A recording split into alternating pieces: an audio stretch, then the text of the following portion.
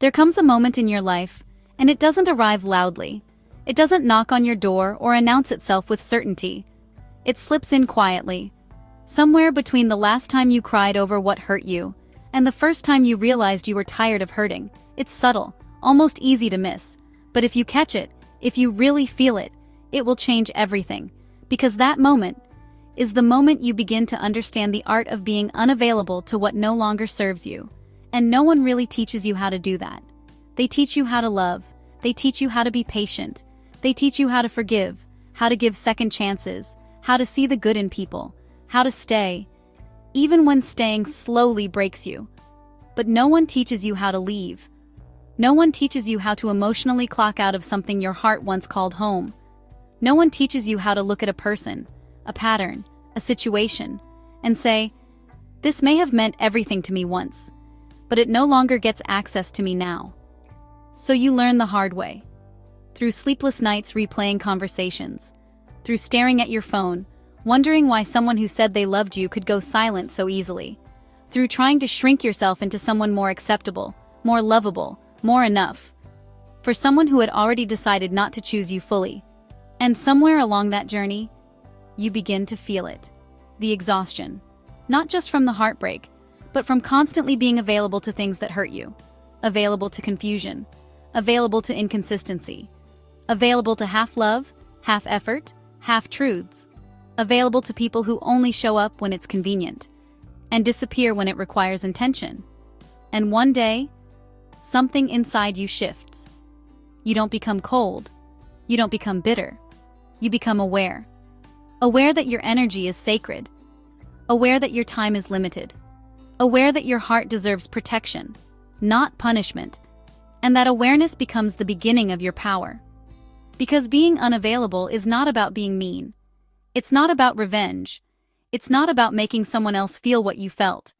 It's about choosing yourself, in a way you may have never been taught to do before. It's about understanding that access to you is a privilege, not a right. And just because someone had access to you before, does not mean they are entitled to it forever. That is a hard truth, especially when you love deeply, especially when you invested time, energy, loyalty, hope. Because part of you still remembers who they used to be. Part of you still wants to believe in the version of them that made you feel safe, that made you feel seen, that made you feel like maybe, just maybe, this was it. But healing requires honesty, and honesty asks you one simple question: who are they, right now? Not who they promised to be, not who they were in the beginning, not who you hope they'll become. Who are they, consistently, today? And even harder than that, who are you becoming, by continuing to make space for them? Because the truth is, you don't just lose yourself in heartbreak, you slowly abandon yourself, every time you stay available to something that no longer aligns with your peace. Every time you answer the text you know you shouldn't. Every time you reopen a door that you fought so hard to close.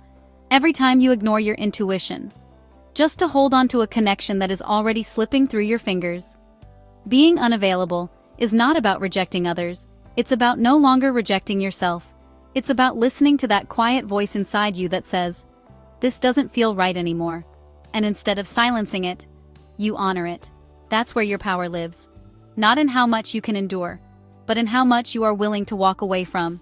Because endurance, without boundaries, is just self-abandonment dressed up as loyalty. Let that sink in. You were not put here to prove how much pain you can tolerate.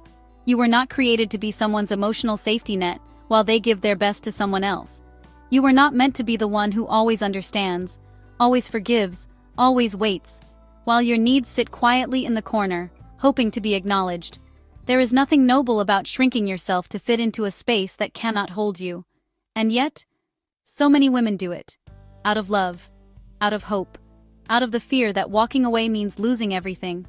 But what if staying is what's actually costing you everything? Your peace, your confidence, your sense of self, your ability to trust your own judgment. Because every time you override your intuition, you teach yourself not to listen. Every time you accept less than what you deserve, you lower the standard of what you believe you're worthy of receiving. And that is how cycles continue. Not because you don't know better, but because you haven't yet decided that you deserve better. Being unavailable is a decision, A quiet one, a firm one, a non-negotiable one. It doesn't always look dramatic. Sometimes it looks like not responding. Sometimes it looks like no longer explaining yourself. Sometimes it looks like walking away, without closure. And I know that's hard. Because you want answers. You want clarity. You want to understand why things happened the way they did. But here's a truth that will free you, if you let it. Closure is not something they give you. It's something you give yourself. It's the moment you stop waiting for someone else to make things make sense, and you decide that your peace matters more than your need to understand. It's the moment you say, I may never fully understand why you did what you did, but I understand that I deserve better than it. And you stand on that, even when it hurts, even when it's lonely, even when a part of you still wants to go back, because healing is not linear. You will have moments of strength and moments of weakness, moments where you feel completely detached, and moments where memories hit you out of nowhere. That doesn't mean you're not healing, it means you're human. But here's the difference now. You don't act on every feeling. You don't let every emotion pull you back into a place you fought to leave. You feel it, and you let it pass. You acknowledge it, without letting it control you.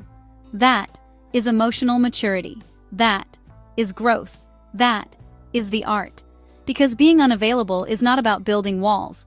It's about building standards. It's about deciding what is allowed into your life, and what is not. It's about recognizing that not everything deserves your attention, your energy, your response. And once you truly understand that, everything changes. You stop over-explaining, you stop over-giving, you stop chasing, you stop trying to convince people of your worth. Because you realize something powerful. The right people will not require you to abandon yourself to keep them. Let me say that again. The right people will not require you to abandon yourself to keep them. If someone can only love you when you are shrinking, when you are tolerating, when you are ignoring your own needs, that is not love. That is convenience. And you were not created to be convenient. You were created to be valued, respected, chosen, fully, consistently. And until you believe that, you will keep entertaining situations that contradict it. Being unavailable is how you realign your life with that truth. It's how you break cycles. It's how you reclaim your time, your energy, your identity. It's how you become someone who no longer begs for clarity. Because confusion is no longer something you entertain. Because here's the thing about confusion. It's not a mystery to solve. It's a sign to walk away.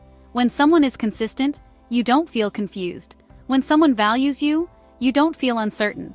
When something is right, it doesn't leave you questioning your worth.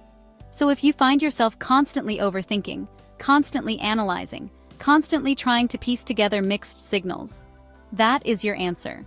And being unavailable means you stop trying to decode it. You stop trying to make sense of inconsistency. You stop trying to turn potential into reality. And you start choosing what is real, what is clear, what is aligned, what is healthy. And yes, that might mean letting go of something you really wanted, something you invested in, something you believed in, but not everything you want is meant for you. And not everything that feels good is good for you. That's a hard lesson, but it's a necessary one.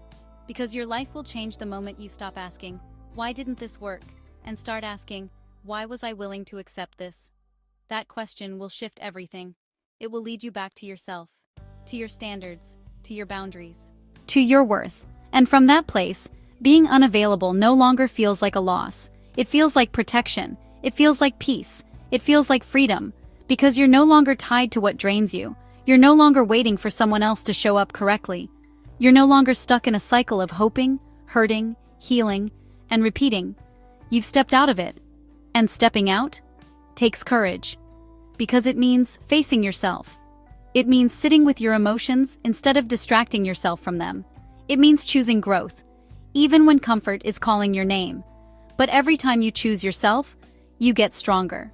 Every time you honor your boundaries, you build self-respect. Every time you walk away from what no longer serves you, you make space for what does. And that's the beauty of it. Because being unavailable doesn't just remove what's wrong. It creates room for what's right. For peace. For clarity. For genuine love. For aligned connections. For a version of yourself that no longer settles. A version of you that doesn't chase. Because she knows what's meant for her will meet her at her level. A version of you that doesn't overextend, because she values her energy.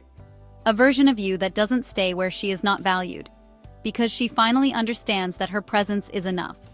And when you become that woman, everything changes. Your standards rise, your boundaries strengthen, your peace becomes non-negotiable, and the things that once had access to you no longer do. Not because you hate them, not because you're angry, but because you've outgrown them. And growth requires letting go. So if you're in that space right now, if you're learning how to detach, how to pull back, how to stop giving your energy to things that don't pour back into you, know this: you are not losing anything. You are reclaiming yourself. You are stepping into a version of you that is no longer available for confusion, inconsistency, or emotional neglect. You are becoming someone who chooses peace over potential, clarity over chaos, self-respect over temporary connection.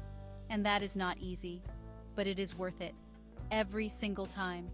Because at the end of the day, the most powerful thing you can become is someone who is no longer available to what once broke them. That is the art, and you are learning it. One decision at a time. If this message spoke to you, don't just listen. Choose yourself today. Close the door that keeps reopening your wounds. Silence what confuses you. Protect your peace like your life depends on it, because it does. And if you're ready to become unavailable to what no longer serves you, make sure you subscribe. This space is for women who are done settling, done overgiving, and ready to rebuild their lives with peace, clarity, and self-respect. You're not alone in this, and your healing matters. See you in the next video. Thanks for watching.